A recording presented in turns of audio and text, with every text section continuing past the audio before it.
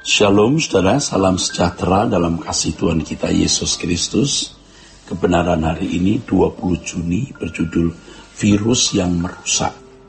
Saudara, di media sosial tampak dua kelompok, yaitu orang-orang rasionalis dan mistisis menampilkan diri. Kelompok rasionalis memiliki kecakapan berbicara, mengemukakan doktrin dan ajaran-ajarannya. Biasanya mereka menganggap bahwa diri mereka yang paling benar. Itulah sebabnya mereka banyak berbicara dengan alasan hendak meluruskan ajaran orang yang dianggapnya salah dan merasa berkewajiban mengajarkan ajaran mereka yang mereka klaim paling benar. Mereka suka mengkritisi dan mengomentari pandangan ajaran dan praktek pelayanan orang lain.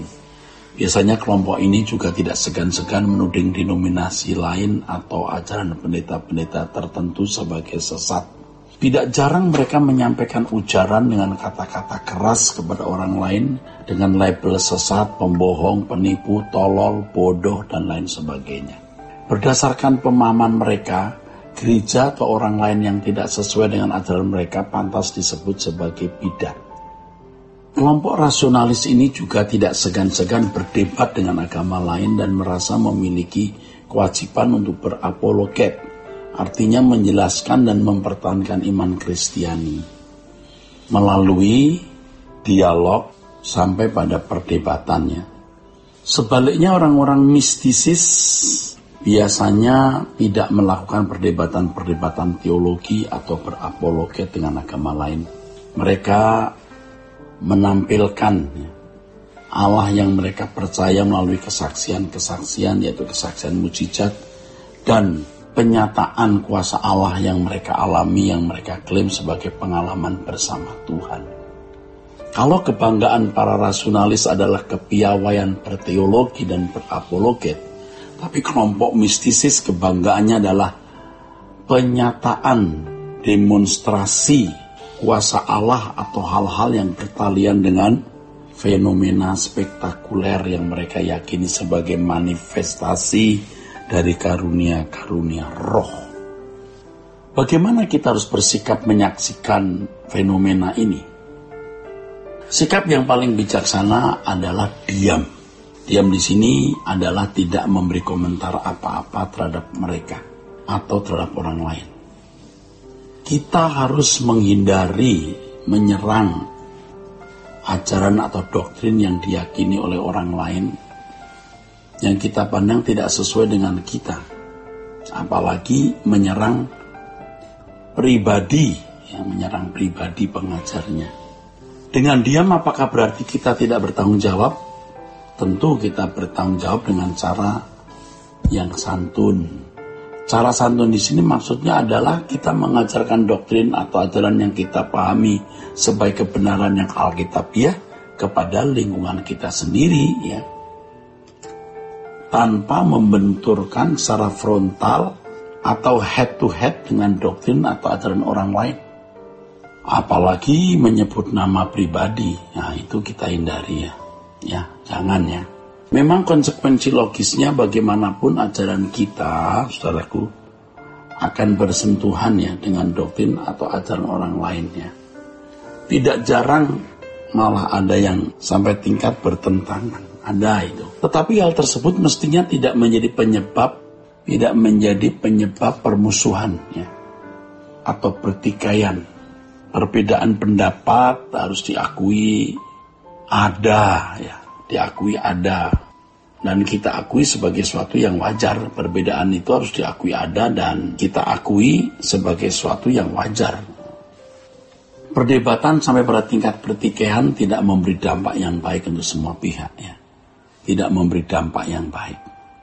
Pada akhirnya perdebatan tidak menghasilkan suatu kelompok berpindah ke kelompok yang lain, saudara.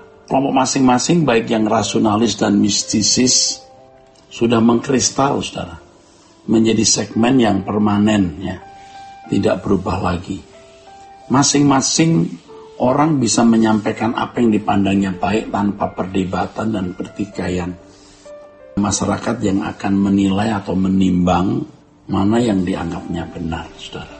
Orang yang suka berdebat dan berusaha menunjukkan kesalahan orang lain dengan alasan bahwa dirinya sedang membela kebenaran, padahal belum tentu demikian, adalah orang-orang yang belum selesai dengan dirinya sendiri. Ya. Jangankan dewasa rohani, dewasa mental pun mereka tidak atau belum. Memang bisa saja Tuhan memerintahkan seseorang untuk menyampaikan kebenaran dengan menunjuk kesalahan orang lain. Seperti misalnya Paulus, saudaraku, menunjuk kesalahan Petrus yang ditulis dalam Galatia pasal 2:11-14. Tetapi hal tersebut, saudara, tidak boleh sembarangan menjadi alasan seseorang bertindak sama seperti Paulus. Ya. Kita tidak meragukan sama sekali kapasitas Paulus sebagai rasul dalam bertindak. Kapasitas Paulus sebagai rasul dalam bertindak itu tidak diragukan. Juga tulisan Paulus yang mengkritisi ajaran-ajaran yang tidak sesuai dengan Injil yang diberitakan oleh Paulus. Tetapi siapakah kita sehingga memiliki hak seperti Paulus yang berkapasitas sebagai rasul itu, saudara? Siapa kita? Siapa yang mengangkat diri seperti rasul? Kita harus jujur melihat diri sendiri, kesucian hidup kita, prestasi pelayanan yang telah kita capai, dan berbagai aspek yang menunjukkan bahwa kita adalah seorang yang pantas dipercayai untuk menegur orang lain. Periksa diri dulu. Masalah pengajaran adalah masalah yang sangat relatif, seperti karet yang dapat ditarik kemana saja. Setiap orang dapat memiliki perspektif sendiri terhadap Alkitab yang membangun doktrin atau ajaran yang diklaimnya sebagai paling benar.